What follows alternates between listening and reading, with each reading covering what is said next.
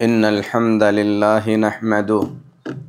ونستعينه ونستغفره ونعوذ بالله من شرور أنفسنا وسيئات أعمالنا من يهده الله فلا مضل له ومن يضلل فلا هادي له وأشهد أن لا إله إلا الله وحده لا شريك له وأشهد أن محمدًا عبده ورسوله أرسله بالحق بشيرا ونذيرا أما بعد فإن أحسن الحديث كتاب الله وخير الهدي هدي محمد صلى الله عليه وسلم وشر الأمور محدثاتها وكل محدثة بدعة وكل بدعة ضلالة وكل ضلالة في النار يا أيها الذين آمنوا اتقوا الله حق تقاته ولا تموتن إلا وأنتم مسلمون يا أيها الناس اتقوا ربكم الذي خلقكم من نفس واحدة وخلق منها زوجها وبث منهما رجالا كثيرا ونساء واتقوا الله الذي تساءلون به والأرحام إن الله كان عليكم رقيبا يا أيها الذين آمنوا اتقوا الله وقولوا قولا سديدا يصلح لكم أعمالكم ويغفر لكم ذنوبكم ومن يطع الله ورسوله فقد فاز فوزا عظيما أما بعد محترم حاضرین جمعہ، معزز خواتین اسلام، دین اسلام کی 5 بنیادوں میں سے سب سے پہلی اور سب سے اہم بنیاد ہے شہادت اللہ الہ الا اللہ وان محمد الرسول اللہ۔ اس بات کی شہادت دینا کہ اللہ کے سوا کوئی عبادت کے لائق نہیں، اور اس بات کی شہادت دینا کہ محمد صلی اللہ علیہ وسلم اللہ کے رسول ہیں۔ یہ دین اسلام کی سب سے اہم بنیاد ہے۔ کوئی بھی شخص دین اسلام میں اگر داخل ہونا چاہتا ہے، اسے سب سے پہلے اسی چیز کا حکم دیا جائے گا کہ وہ لا الہ الا اللہ اور محمد الرسول اللہ کی شہادت کا اقرار کرے، اس بات کی گواہی دے کہ عبادت کے لائق اکیلا اللہ ہے،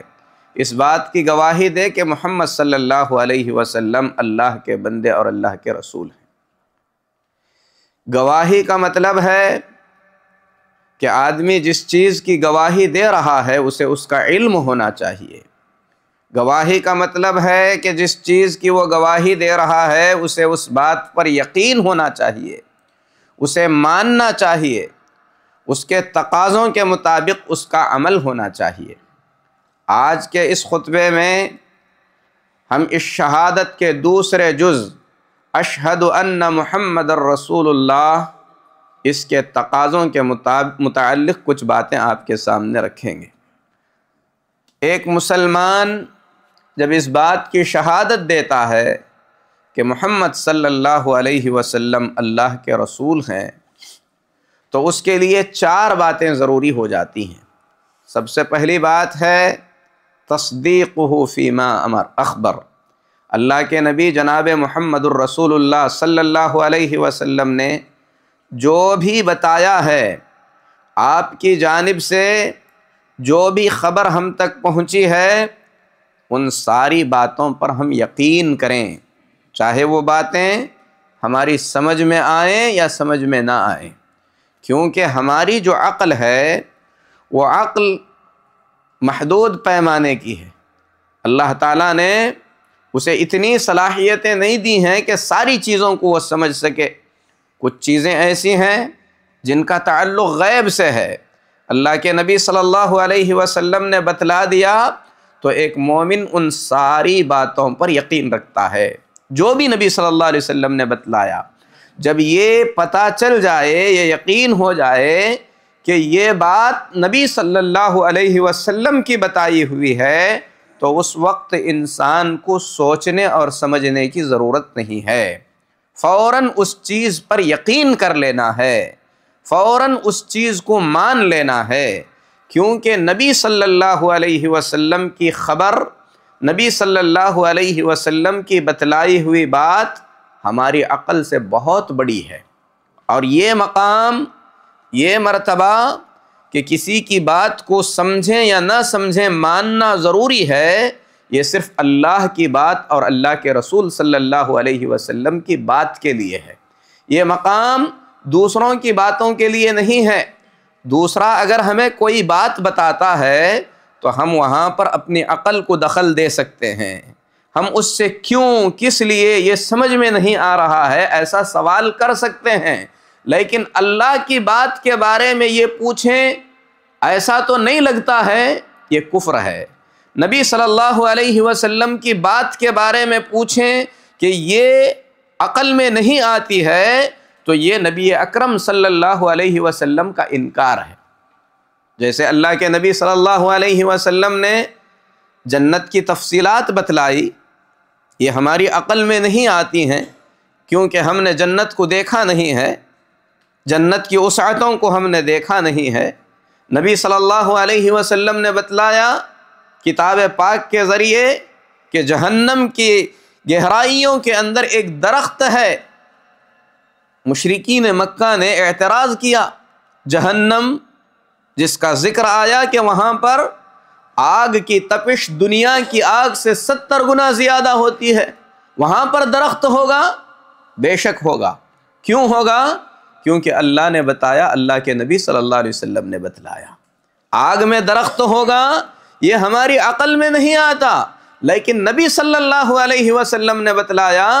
ہم اسے مانتے ہیں، اس پر یقین رکھتے ہیں۔ تو نبی اکرم جناب محمد الرسول اللہ صلی اللہ علیہ وسلم نے جو بھی بات بتلائی، اگر آپ صلی اللہ علیہ وسلم تک وہ چیز صحیح روایت سے پہنچ چکی ہے اور ہمیں یہ بتلایا گیا کہ یہ نبی اکرم صلی اللہ علیہ وسلم کا بتلایا ہوا ہے، تو وہاں پر انسان کو اپنے عقل کو دخل دینے کی ضرورت نہیں ہے۔ یہ سب سے پہلا مطالبہ ہے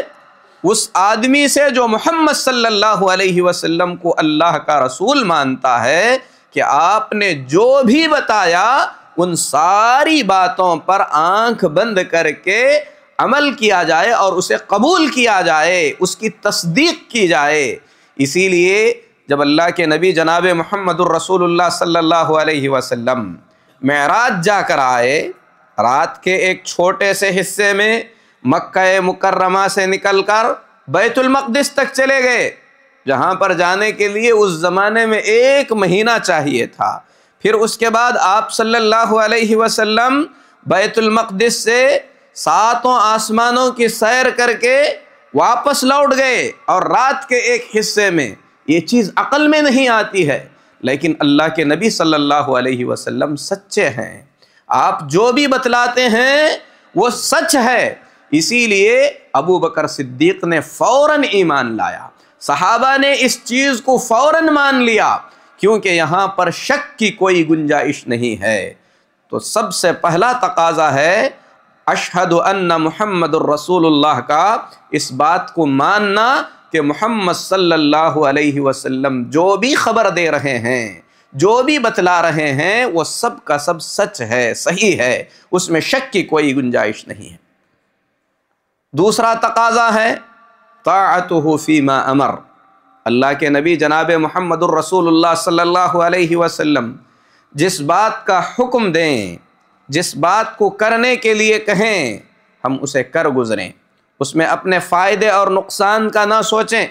اللہ کے نبی صلی اللہ علیہ وسلم کا حکم آ گیا تو نبی پاک صلی اللہ علیہ وسلم کو رسول ماننے کا تقاضا یہ ہے، نبی صلی اللہ علیہ وسلم کے رسالت کی گواہی دینے کا تقاضا یہ ہے کہ نبی پاک صلی اللہ علیہ وسلم کے ہر حکم کو سب سے پہلے رکھا جائے، اپنے فائدے سے بھی پہلے،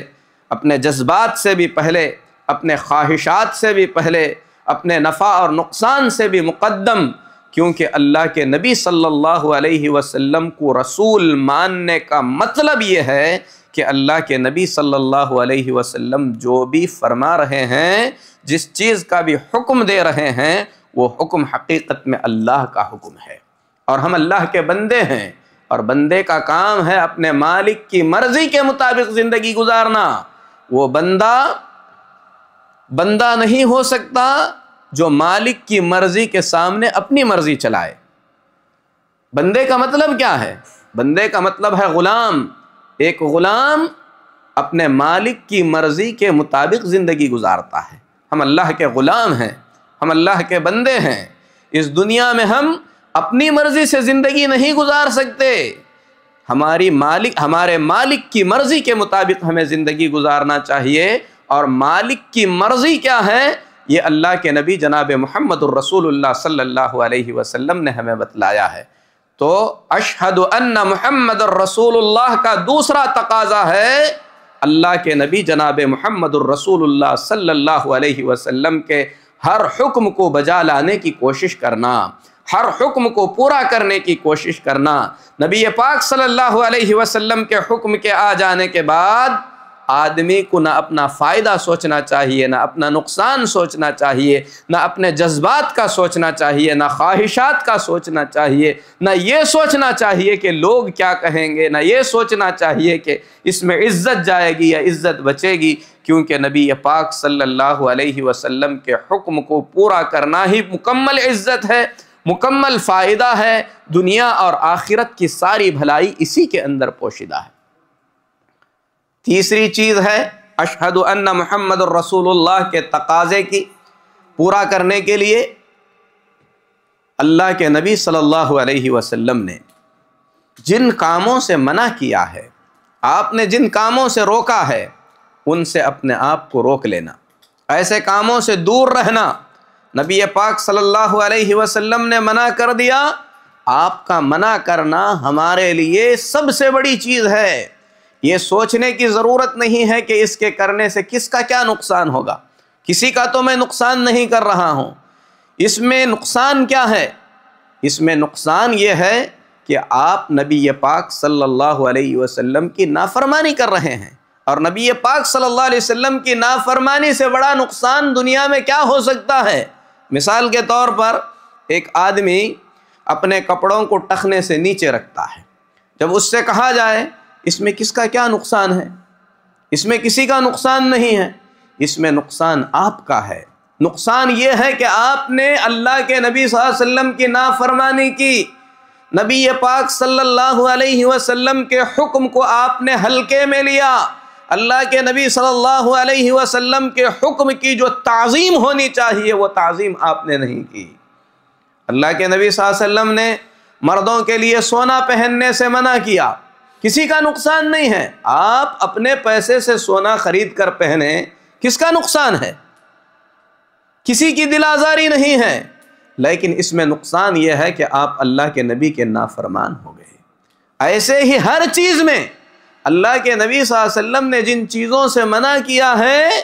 آدمی کو یہ سوچنے کی ضرورت نہیں ہے کہ اس میں منع کی حکمت کیا ہے، کیوں منع کیا گیا ہے، کیا نقصان ہے، اس کے کرنے سے کیا ہو جائے گا۔ اس کے کرنے سے یہ ہوگا کہ آپ اللہ کے نبی صلی اللہ علیہ وسلم کے نافرمان ہو جائیں گے۔ ساری حرام کاموں سے اپنے آپ کو دور رکھنا ہوگا، کیونکہ اللہ کے نبی صلی اللہ علیہ وسلم نے ہر حرام کام سے منع کیا۔ تو یہ تین بڑے تقاضے ہوئے۔ سب سے پہلی چیز، اللہ کے نبی صلی اللہ علیہ وسلم نے جن چیزوں کا حکم دیا اسے پورا کرنا، جن چیزوں سے آپ نے منع کیا اس سے رک جانا۔ اللہ کے نبی صلی اللہ علیہ وسلم نے جو بھی اطلاع دی، جو بھی خبر دی، جو بھی آپ نے بتلایا، ان تمام چیزوں پر یقین کرنا، اور ان تمام چیزوں پر یقین کرنا اور ان کی تصدیق کرنا۔ چوتھا اور آخری تقاضا جس کے لیے آج کے اس جمعہ کے خطبے کو میں نے چنا، وہ ہے کہ ہم اللہ کی عبادت نبی اکرم جناب محمد الرسول اللہ صلی اللہ علیہ وسلم کے بتائے ہوئے شریعت اور طریقے کے مطابق کریں۔ اللہ کی عبادت اللہ کے نبی صلی اللہ علیہ وسلم کے بتائے ہوئے طریقے کے مطابق کرنا، اپنی طرف سے کوئی طریقہ ایجاد نہ کرنا۔ دن میں ہم 5 نمازیں پڑھتے ہیں،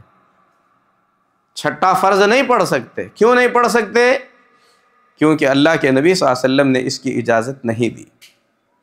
اگر کوئی آدمی یہ کہے کہ مجھے نماز سے زیادہ محبت ہے، میں دن میں 6 نمازیں پڑھوں گا، تو وہ اجر کے بجائے گناہ کا مستحق ہوگا۔ نماز پڑھنے سے گناہ کا مستحق ہوگا؟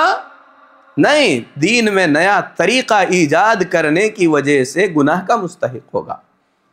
فجر کی نماز ہم 2 رکعت پڑھتے ہیں،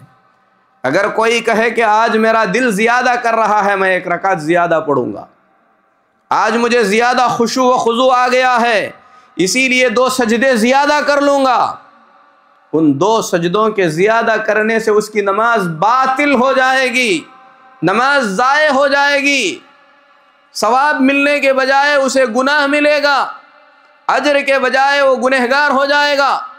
نماز کے لیے ہم کھڑے ہوتے ہیں، تکبیر تحریمہ میں کہتے ہیں اللہ اکبر، اگر کوئی کہے اللہ تعالی اکبر، اللہ تعالیٰ کہہ رہا ہوں اللہ کے بجائے، اللہ کا نام تعظیم سے لے رہا ہوں، گنہگار ہوگا۔ کیوں گنہگار ہوگا؟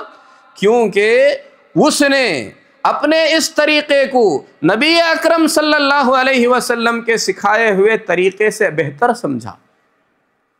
اگر اس کے اندر بہتری ہوتی تو اللہ کے نبی صلی اللہ علیہ وسلم وہ طریقہ ہمیں سکھلائے ہوتے۔ بالکل اسی طریقے سے زندگی دین کے سارے معاملات میں اللہ کی عبادت ایک مسلمان اسی ڈھنگ سے کرے گا، اسی طریقے سے کرے گا جس طریقے سے اللہ کے نبی جناب محمد الرسول اللہ صلی اللہ علیہ وسلم نے سکھلایا ہے۔ اور یہ سیکھنے کے لیے کہ اللہ کے نبی صلی اللہ علیہ وسلم نے کون سا طریقہ سکھایا ہے، نبی پاک صلی اللہ علیہ وسلم کا بتایا ہوا طریقہ کون سا ہے، یہ جاننے کے لیے آدمی کو وقت نکالنا ہوگا، ایسے علماء کو تلاشنا ہوگا جو کتاب اللہ اور سنت رسول کے مطابق عبادت کا طریقہ سکھائیں۔ یہ ہماری زندگی میں کیے جانے والے کاموں میں سے سب سے اہم کام ہونا چاہیے کہ ہم اللہ کی عبادت کا طریقہ نبی اکرم صلی اللہ علیہ وسلم کے بتائے ہوئے طریقے کے مطابق کریں۔ آج جمعہ کا دن ہے، جمعہ کے دن ہم اکٹھا ہوئے، ہم ظہر نہیں پڑھتے ہیں، جمعہ کا خطبہ دے کر اس کے بعد جمعہ کی 2 رکعت نماز پڑھتے ہیں۔ اگر کوئی کہے کہ لوگوں کے اندر شر بہت پھیلا ہوا ہے، جہالتیں بہت پھیلی ہوئی ہیں، لوگوں میں دین کی کمی ہے، اس کے لیے ہفتے میں 2 جمعہ رکھ لیتے ہیں، 1 جمعہ کے بدلے جمعہ کے دن بھی پڑھیں گے، پیر کے دن بھی 1 جمعہ رکھ لیتے ہیں، اسی طریقے سے نماز پڑھ لیتے ہیں۔ مقصد اچھا ہے، خطبے میں لوگ اکٹھا ہوں گے، لوگ دین سیکھیں گے، کیا مقصد کے اچھے ہو جانے سے وہ چیز اچھی ہو جائے گی؟ ہرگز اچھی نہیں ہوگی۔ آدمی اجر و ثواب کے بجائے گناہ کا مستحق ہوگا۔ بالکل اسی طریقے سے ہمارے نبی جناب محمد الرسول اللہ صلی اللہ علیہ وسلم نے ہم اہل اسلام کو دین سال میں 2 عیدوں کا آپ نے حکم دیا۔ رمضان المبارک کے اختتام پر شوال کی 1 تاریخ کو عید الفطر مناتے ہیں، ذی الحجہ کی 10 تاریخ کو عید الاضحیٰ مناتے ہیں۔ یہ نبی پاک صلی اللہ علیہ وسلم کی جانب سے ہمیں دی گئی ہدایت ہے۔ اگر کوئی مسلمان ان 2 عیدوں کے علاوہ اللہ کے نبی صلی اللہ علیہ وسلم کی ولادت کے دن کو بھی عید مناتا ہے، یہ سوچ کر کہ اس دن ہمارے نبی پیدا ہوئے، میں خوشی میں عید مناؤں گا، مقصد اس کا جو بھی ہو، لیکن اس نے جس چیز کو ایجاد کیا، جو چیز وہ کرنے جا رہا ہے، وہ اللہ کے نبی صلی اللہ علیہ وسلم کے بتائے ہوئے طریقے کے خلاف ہے۔ رمضان المبارک میں 10 راتیں ہم جاگتے ہیں، کیونکہ اللہ کے نبی صلی اللہ علیہ وسلم جب رمضان کا آخری عشرہ آتا، پورے آخری عشرے میں کمر کس کے عبادت کے لیے کھڑے ہو جاتے تھے۔ لیلۃ القدر کی تلاش میں اللہ کے نبی صلی اللہ علیہ وسلم 10 راتیں جاگتے تھے۔ اگر کوئی شخص ان 10 راتوں کے علاوہ عبادت کی غرض سے سال کی کوئی اور رات جاگتا ہے، جیسے کچھ مسلمانوں نے کل کی رات جاگی ہندوستان میں، یہاں پر پرسوں کی رات جاگی گئی شب برات کے نام پر، کیا اللہ کے نبی صلی اللہ علیہ وسلم نے اس کا حکم فرمایا؟ اگر نہیں کیا تو یہ دین میں بدعت ہے، اور جو شخص اس طریقے سے کرتا ہے وہ اجر و ثواب کے بجائے گناہ کا مستحق ہوتا ہے۔ اسی لیے ایک مسلمان کو چاہیے کہ جب وہ محمد صلی اللہ علیہ وسلم کو اللہ کا رسول مانتا ہے، اشہد ان محمد الرسول اللہ کہہ کر اس بات کی شہادت دیتا ہے کہ محمد صلی اللہ علیہ وسلم اللہ کے رسول ہیں، تو دین کے معاملے میں اللہ کے نبی جناب محمد الرسول اللہ صلی اللہ علیہ وسلم کے بتائے ہوئے طریقے سے آگے بڑھنے کو وہ گمراہی سمجھتا ہے، کیونکہ ہر جمعہ میں آپ سنتے ہوں گے فَإِنَّ أَحْسَنَ الْحَدِيثِ كِتَابُ اللَّهِ، سب سے بہترین بات اللہ کے کتاب کی بات ہے، وَخَيْرَ الْهَدِيِ هَدْيُ مُحَمَّدٍ صلی اللہ علیہ وسلم، اور سب سے بہترین راستہ محمد الرسول اللہ صلی اللہ علیہ وسلم کا راستہ ہے، وَشَرَّ الْأُمُورِ مُحْدَثَاتُهَا، اور سب سے بری بات دین کے اندر نئی بات کا ایجاد کرنا ہے۔ یہ بات نبی پاک صلی اللہ علیہ وسلم ہر خطبے میں بیان کیا کرتے تھے اور فرمایا کرتے تھے سب سے بری بات دین میں نئی بات ایجاد کرنا، اور اس کو بدعت کہتے ہیں، اور نبی صلی اللہ علیہ وسلم فرماتے تھے کہ ہر بدعت گمراہی ہے۔ ذرا سوچیں، ہر مسلمان جس چیز کو اچھا سمجھتا ہے اسے دین کا حصہ بنا کر اسے دین بناتا چلا جائے تو یہ دین بنانے کا سلسلہ کب تک جاری رہے گا، اور دین کے اندر کتنی ایسی چیزیں ایڈ ہوتی چلی جائیں گی، پھر دین کا کیا ہو جائے گا۔ اسی لیے امام مالک رحمت اللہ علیہ فرمایا کرتے تھے، اللہ کے نبی جناب محمد الرسول اللہ صلی اللہ علیہ وسلم کی مبارک زندگی میں جو چیز دین کا حصہ نہیں تھا، اس بات کو غور سے سنیں، نبی پاک صلی اللہ علیہ وسلم کی مبارک زندگی میں جو چیز دین کا حصہ نہیں تھا وہ کبھی بھی دین کا حصہ بن نہیں سکتا۔ جس نے دین اسلام کے اندر کسی چیز کو ایجاد کر کے